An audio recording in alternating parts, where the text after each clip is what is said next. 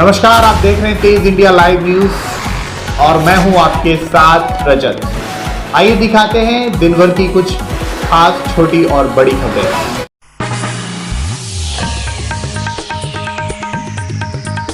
बिजनौर के किरतपुर में बंद बड़े मकान से चोरों ने नकदी व जेवर किए साफ। जल्दबाजी में चोर अलमारी के ऊपर रखा भूल गए अपना मोबाइल फोन। पीड़ित ने थाना प्रभारी को प्रार्थना पत्र देकर कार्रवाई की मांग। थाना प्रभारी ने कार्रवाई करते हुए चोरों के फोन के नंबर को लगाया ट्रेसिंग पर। आपको बता दें, बीती रात नगर में बंद पड़ा मकान शाहनवाज पुत्र मेहताब निवासी मोहल्ला बुद्धू बाड़ा के मकान से चोरों ने उड़ा दी नकदी व जेवर। शाहनवाज देहरादून में राज मिस्त्री की ठेकेदारी का कार्य करता है, जो ज्यादातर देहरादून में ही रहता है। किरतपुर में उसके मकान में रखे हुए 90,000 की नकदी व 3 लाख के जेवर चोरों ने मकान के 7 तालों को तोड़कर चोरी कर ली।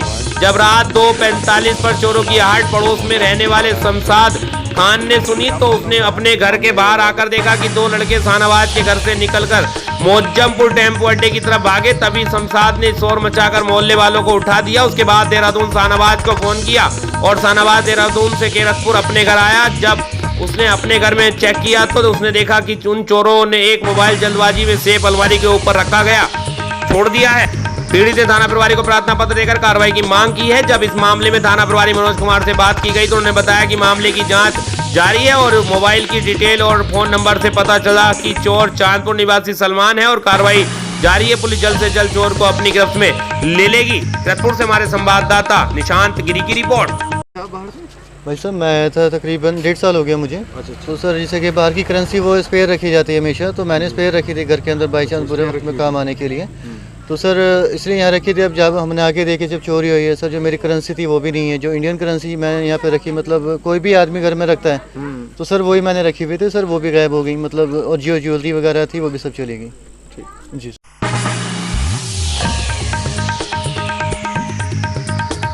जनपद बिजनौर के एसपी डॉक्टर धर्मवीर सिंह का स्थानांतरण मेरठ के लिए होने के बाद अधिकारियों ने दी विदाई। बिजनौर से हमारे संवाददाता फहीम की रिपोर्ट।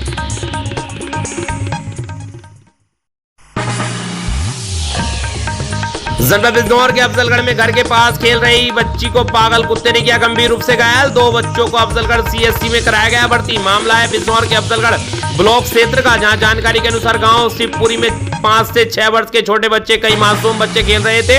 जहां घूम रहे पागल कुत्ते ने कई बच्चों को गंभीर रूप से घायल कर दिया। कुत्ते के काटे जाने बच्चे भयंकर रूप से लहूलुहान हो गए। वहीं चीख पुकार सुनकर आसपास के लोगों ने बच्चों को कुत्ते के चंगुल से छुड़ाया। वहीं लोगों ने कुत्ते को लाठी डंडे से मार डाला। घायल बच्चे में से 2 बच्चों को अफजलगढ़ सीएससी में भर्ती कराया गया है, जहां बच्चों की गंभीरता को देखते हुए हायर सेंटर रेफर कर दिया गया है। वहीं घटना से गांव भर में रोष है तथा परिजनों में कोहराम मचा हुआ है, क्योंकि बच्चे बहुत छोटे व गले तक सर में गहरे निशान हैं। अफजलगढ़ से हमारे संवाददाता विनय भार्गव की रिपोर्ट।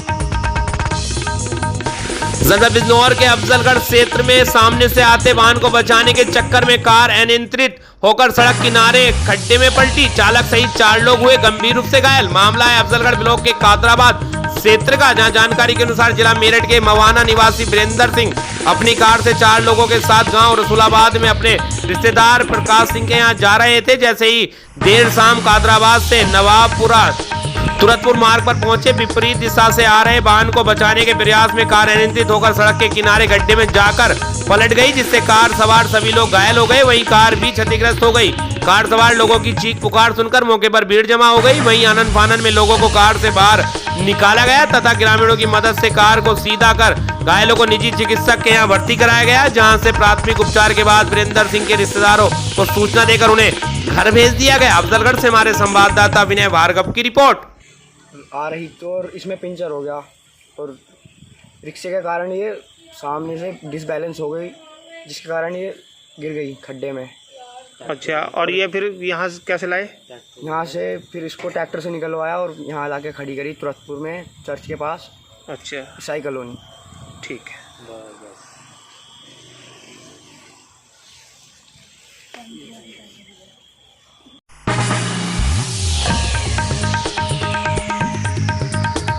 जनपद बिजनौर के थाना रेहड़ क्षेत्र में खेत पर काम कर रहे किसान की बिजली का करंट लगने से हुई मौत, परिजनों का रो रो कर बुरा हाल। आपको बता दें, जनपद बिजनौर के थाना रेहड़ क्षेत्र के गांव मछमार निवासी रोहितास खेत पर काम करने के लिए गया था। वह मोटर बंद करने के समय करंट लग जाने से उसकी मौत हो गई। घटना में परिजनों में कोहराम मच गया। मृतक के भाई राम सिंह ने बताया कि उनकी खेती की जमीन गाँव के पास में ही है। उसका भाई रोहितास धान की रोपाई के लिए खेत में पानी भरने के लिए गया था। मोटर चलाने के दौरान अचानक करंट लग गया, जिससे उसकी मौके पर ही मौत हो गई, जिससे परिजनों का रो रो कर बुरा हाल है। बिजनौर के रेहड़ से हमारे संवाददाता गुड्डू भारती की रिपोर्ट। कल धान लगा रहे थे, तब धान में पानी भरने के बाद मोटर बंद करने के लिए गए थे, तो वहाँ जाकर मैंने देखा तो वहाँ में करंट लग चुका था।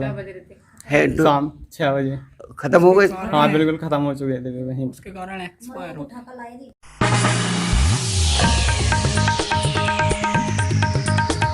जनपद गाजियाबाद के लोनी में आज अपर जिलाधिकारी महोदय तथा पुलिस अधीक्षक ग्रामीण महोदय द्वारा थाना लोनी बॉर्डर में आगामी त्योहार ईद तथा कामड़ के परिप्रेक्ष्य में संभ्रांत व्यक्ति मौलाना तथा कामड़ में शिविर लगाने वालों के साथ गोष्ठी की गई तथा आगामी त्योहारों को सकुल संपन्न कराने के हेतु दिए गए आवश्यक दिशा निर्देश।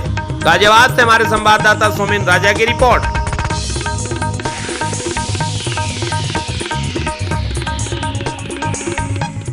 उत्तर प्रदेश के जनपद गोरखपुर की नगर पंचायत पीपीगंज में लगते हैं दिन में जाम। पुलिस प्रशासन रात में काटती है चालान, क्या दिन में नहीं काट सकते चालान? जाम से निजात पाने के लिए पीपीगंज की जनता रहती है परेशान। NH हाईवे जो कि सोनौली को गोरखपुर जोड़ता है, आप कितनी भी इमरजेंसी में हो पर आपकी रफ्तार पीपीगंज में आकर रुक जाएगी। आखिरकार कब तक ऐसे ही लोग परेशान होते रहेंगे जाम के चलते? पीपीगंज के हमारे संवाददाता कुलदीप सिंह की रिपोर्ट।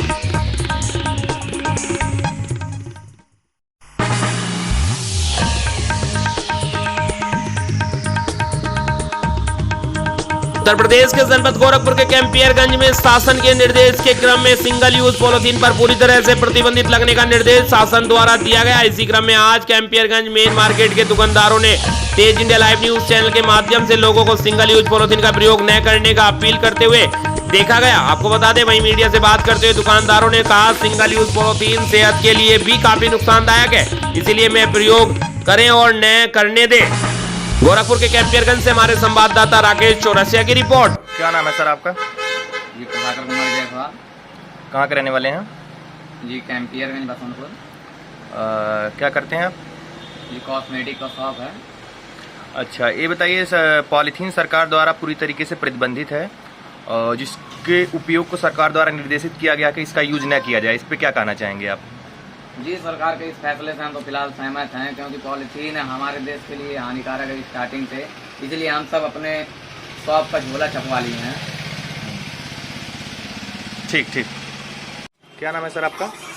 सर मेरा नाम पवन है। कहाँ पर रहते हैं?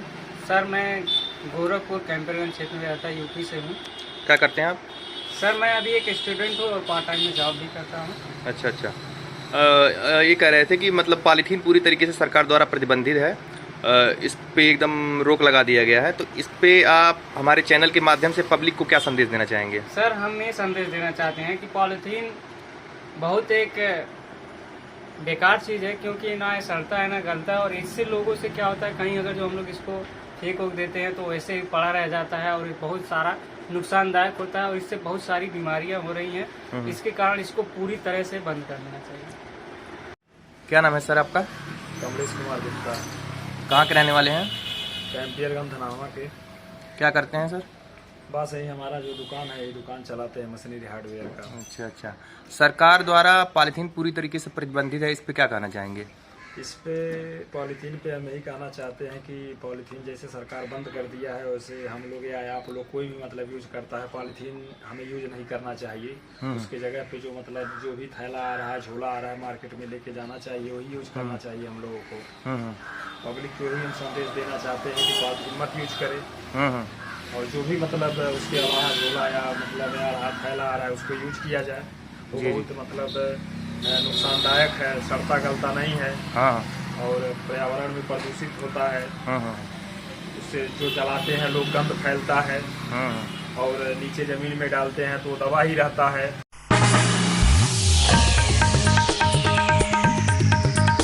प्रदेश के जनपद प्रयागराज में निःशुल्क जांच एवं परामर्श शिविर में 354 मरीजों की वरिष्ठ चिकित्सकों द्वारा जांच के बाद दी गई मुफ्त दवाई। आपको बता दें करेली के 60 फीट रोड स्थित नाज हॉस्पिटल में डॉक्टर नाज फातिमा द्वारा रविवार को निःशुल्क जांच एवं परामर्श शिविर में वरिष्ठ डॉक्टरों की देखरेख में 354 मरीजों की जाँच और परामर्श के उपरांत मुफ्त दवाई दी गई।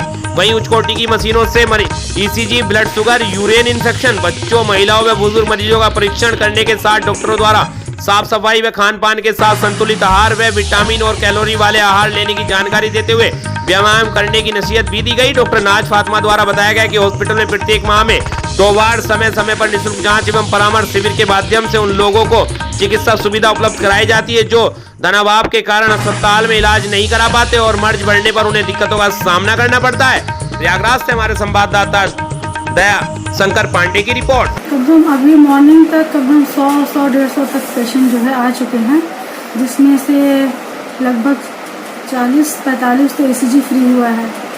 ब्लड जांच सारी फ्री हैं, मेडिसिन हर तरह की मेडिसिन सब फ्री है और जांचें भी फ्री हैं। जो भी ऑपरेशन वगैरह है, डिलीवरी है, सब चीज़ में काफ़ी डिस्काउंट में हो रहा है, काफ़ी कम में हो रहा है। तो क्या ये कैंप आप लोग इससे पहले भी लगा चुकी हैं? और हमारा हर फ्राइडे इंट्रोडक्शन दूंगा। मैं माइसेल्फ डॉक्टर मोहम्मद काशिफ सिद्दीकी, मैं कंसल्टेंट पेडिट्रिशियन और न्यूरोलॉजिस्ट हूँ। जैसे कि आप देख रहे हैं यहाँ पर एक बड़ा कैंप का आयोजन किया गया है जिसमें सिर्फ विशेषज्ञ डॉक्टर द्वारा OPD कराई जा रही है। करीब 150 से 200 रजिस्ट्रेशन हो चुके हैं और लगातार कतारें लगी हुई हैं और विशेषज्ञ डॉक्टर उनको देख रहे हैं। यहाँ पर जो व्यवस्थाएं हैं जो मेरे स्पेशलिटी के है उसके बारे में ही सिर्फ आपको बताऊंगा। यहाँ पर जनपद प्रयागराज में हर्ष दुबे बने एक दिन के लिए ADG जोन। प्रयागराज 12 साल के हर्ष दुबे कैंसर की बीमारी से पीड़ित बच्चे का हौसला बढ़ाने के लिए ADG प्रेम प्रकाश ने बॉडी किट देने के साथ साथ हर्ष दुबे को एक दिन का ADG जोन बनाया। प्रयागराज से हमारे संवाददाता दया शंकर पांडे की रिपोर्ट।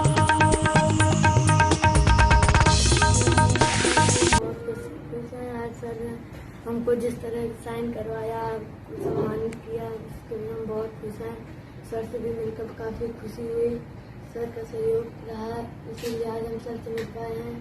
पंकज सर भी काफ़ी अच्छे हैं जो हमसे फ़ोन पे बात करते रहते हैं, पूछते रहते हैं हालचाल। फिलहाल उन्हीं वजह से हम सर से मिल पाए हैं, हमको आज काफ़ी खुशी हो रही है। अच्छा, अब डॉक्यूमेंट भी आपने साइन किया है तो फुल थिंग क्या? एंटी टबैको एक कैंपेन चली थी जिसमें पंकज रिजवानी जी लगातार मुझसे मिलते रहे और कैंसर किन कारणों से होता है उनके बारे में प्रकाश डाला। उसके बाद में एक ऐसे बच्चे के बारे में मुझे बताया, बहुत ही टैलेंटेड है, हर्ष दुबे, जो आज मेरे साथ यहाँ पर हैं। इनको एक दिन का ADG बनाया गया है। ये एक ऐसी लाइलाज बीमारी से निकलकर सामने आए हैं और इसमें सबसे बेहद जो खूबसूरत सहयोग रहा है पंकज जी का तो है ही, साथ में डॉक्टर साहब भी आज आए हुए हैं और इनके पिता का बहुत ही महत्वपूर्ण योगदान रहा है कि जिन्होंने इस बीमारी में लड़ने में इनका मनोबल बनाए रखा।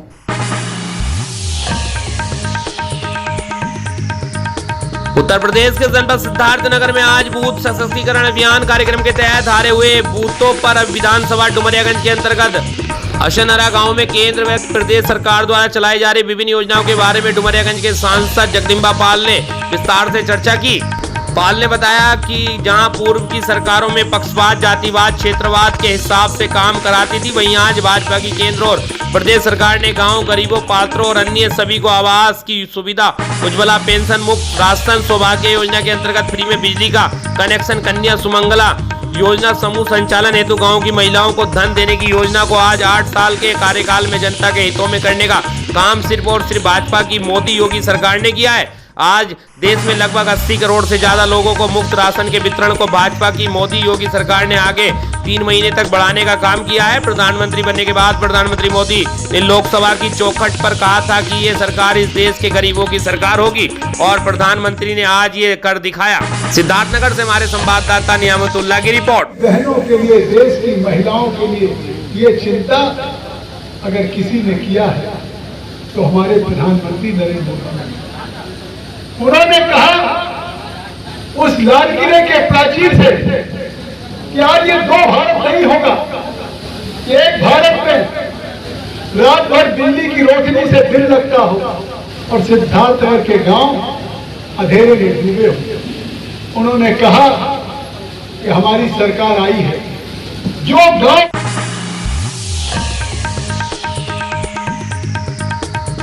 उत्तराखंड के जनपद हरिद्वार में वन टाइम यूज प्लास्टिक पूरी तरह प्रतिबंधित होने के बाद छोटे तबके के व्यापारियों ने नगर निगम में स्थानीय एमएलए के खिलाफ लगाए नारे।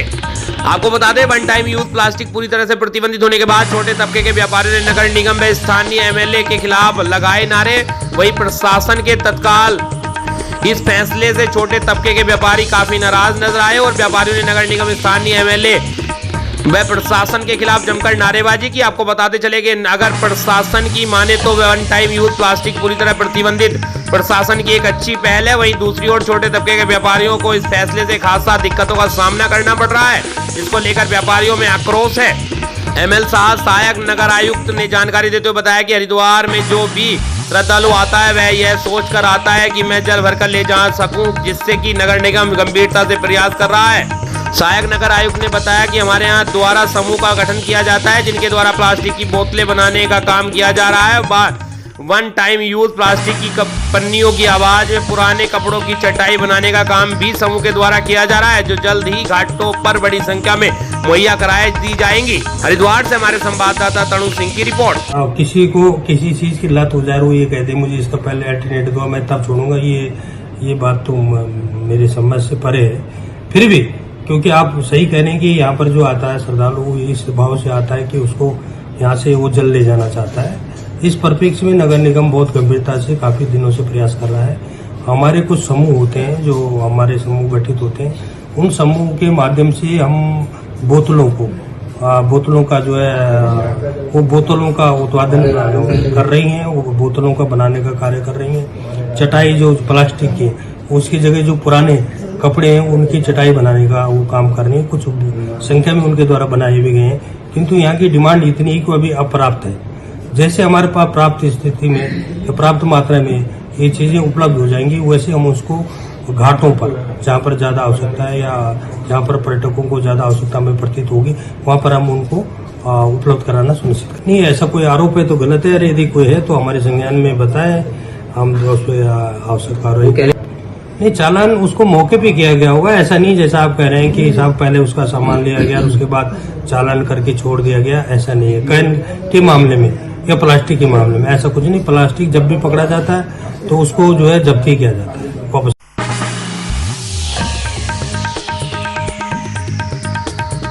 जनपद हरिद्वार के नवोदय नगर के ग्रीन एनक्लेव में मुख्य सड़क एवं नाली के उद्घाटन अवसर पर ग्रीन एनक्लेव सोसाइटी के लोगों ने नगर पालिका अध्यक्ष राजीव शर्मा का स्वागत किया। मुख्य सड़क का उद्घाटन करते हुए राजीव शर्मा ने कहा, नवोदय नगर में पूरे नगर पालिका क्षेत्र की भांति कई कार्य निर्माणाधीन हैं। उन्होंने कहा कि आने वाले 6 महीनों के अंदर यहाँ कई सड़कों, नालियों, पुलियाओं के निर्माण के साथ ही अनेक हाई मास्टर लाइट लगवाई जाएंगी। राजीव शर्मा ने कहा कि जिस प्रकार यशस्वी प्रधानमंत्री नरेंद्र मोदी जी को पूरे देश में लोकप्रिय मुख्यमंत्री पुष्कर सिंह धामी को उत्तराखंड के हर कोने के विकास की चिंता है, इन दोनों के मार्गदर्शन व इच्छा शक्ति के चलते ही यहाँ प्रत्येक कॉलोनी व क्षेत्र में सभी विकास कार्य कराए जाएंगे। उन्होंने कहा कि नगर पालिका क्षेत्र के विकास के लिए लगातार कार्य कर रही है। क्षेत्र में सफाई, पथ प्रकाश का कार्य भी निरंतर गतिमान है। उन्होंने बताया कि नगर पालिका क्षेत्र के कई वार्डों में सड़कों, नालियों का कार्य पूरा हो चुका है और अनेक कार्य निर्माणाधीन है। हरिद्वार के नवोदय नगर से हमारे संवाददाता तरुण सिंह की रिपोर्ट।